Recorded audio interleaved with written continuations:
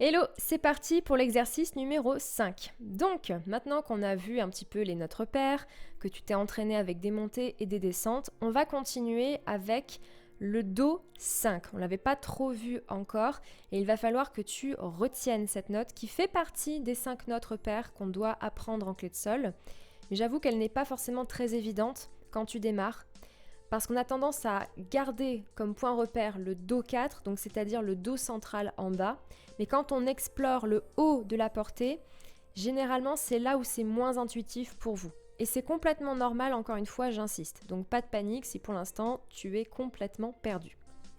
Je vais t'inviter à télécharger le PDF qui se trouve dans le lien qui est dans la description. Donc télécharge ton exercice, tu le fais, tu mets cette vidéo en pause et une fois et seulement une fois que c'est fait, tu pourras passer au débrief. C'est bon ? Allez, c'est parti, on corrige ça. Donc ici, pour la première mesure, on commence avec un Si. Quand tu vas lire les notes qui sont vers le haut de la portée, généralement, il faut partir de cette note repère-là. Je l'avais déjà expliqué.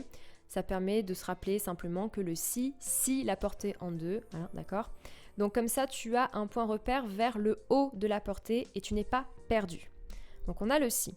Ensuite, on va avoir justement la troisième note repère, selon Dandlo, qui est le Do 5, donc le Do à l'octave. Je te montre ici la note sur ton clavier.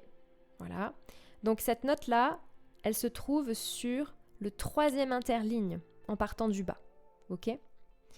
Ensuite, on va descendre de nouveau, on va arriver sur le Si. On va redescendre vers le Sol que tu connais. Pardon. Ensuite, le Do central, donc Do 4. Et là, on va remonter vers le La. Donc là, tu vois, entre le Do et le La, il n'y a pas de note. Ça peut être un peu compliqué de déchiffrer les notes à ce moment-là.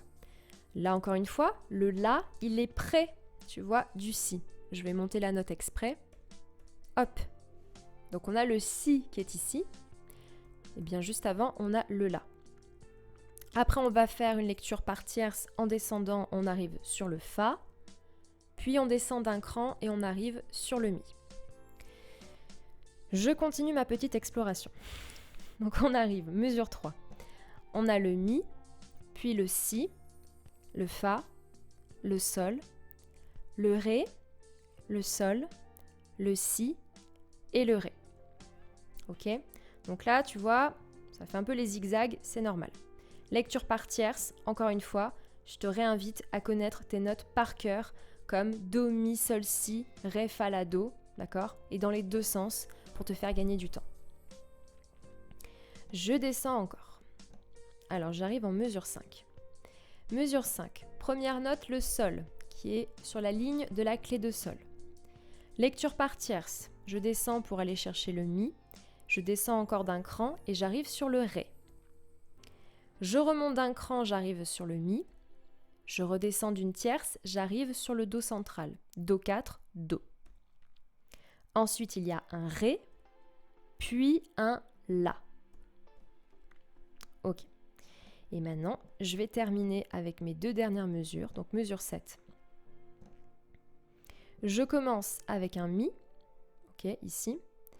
J'enchaîne avec un Fa, un Ré, et là, petite nouveauté, ce n'est pas un Do, c'est un Si. Alors, je te rappelle que le Do, il est ici, donc tu vois, c'est la note qui est juste après, hein. Sauf qu'on peut écrire des notes en dessous du Do. D'accord ? On a le droit d'écrire des notes en dessous de la portée et au-dessus de la portée. C'est ce qu'on appelle les lignes supplémentaires. Okay ? J'ai fait un cours à ce sujet, donc je t'invite à aller le voir. Tu as le lien qui s'affiche en haut à ta droite. Donc la note qui est en dessous du Do, eh bien c'est un Si. Pourquoi ? Parce que, encore une fois, quand on arrive sur un Do, ce n'est pas la fin des notes. On pourrait recommencer dans l'ordre inverse. Donc par exemple, si tu finis sur un Do, eh bien avant le Do, comme sur ton clavier, tu vas recommencer avec Si, La, Sol, Fa, Mi, Ré, Do. Et c'est pour ça qu'ici, tu as un Si. Donc on remonte après. On a un Do, un Mi, et on finira par un Ré. Voilà. Donc ce qu'il faut retenir de cet exercice, c'est que souvent dans les partitions, tu vas avoir des notes légèrement en dessous de ta portée, comme le Si, qui vont poser problème parce que ce ne sont pas des notes qui sont faciles, ça ne fait pas partie des premières notes qu'on apprend, Et surtout, tant que tu ne connaîtras pas l'ordre des notes dans le sens inverse, donc très facilement et très rapidement, si la sol fa mi ré do, si la sol fa mi ré do, si la sol fa mi ré do, etc., etc., tu vas galérer. D'accord? Donc ce n'est pas grave, il y a des solutions pour ça.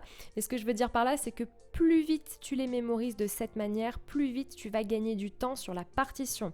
Encore une fois, j'insiste, les exercices que je te donne n'ont pas pour objectif d'être des exercices théoriques déconnectés de la réalité. L'objectif, c'est que tu fasses un pont entre justement des exercices comme cela et la pratique, c'est-à-dire des partitions de tout genre. De la pop, du jazz, du rock, de la comédie musicale, je sais pas, du classique, ce que tu veux, ok? Je te laisse appliquer ça et on passe tout de suite à la fin. Je te remercie d'avoir regardé cette vidéo jusqu'au bout. Donc maintenant, ce que je t'invite à faire, si ce n'est pas encore fait, c'est de rejoindre mon canal Telegram. Tu as le lien qui est juste en dessous de cette vidéo dans la description, donc je te laisse aller regarder et cliquer. Tu as le tutoriel qui s'affiche à ta droite.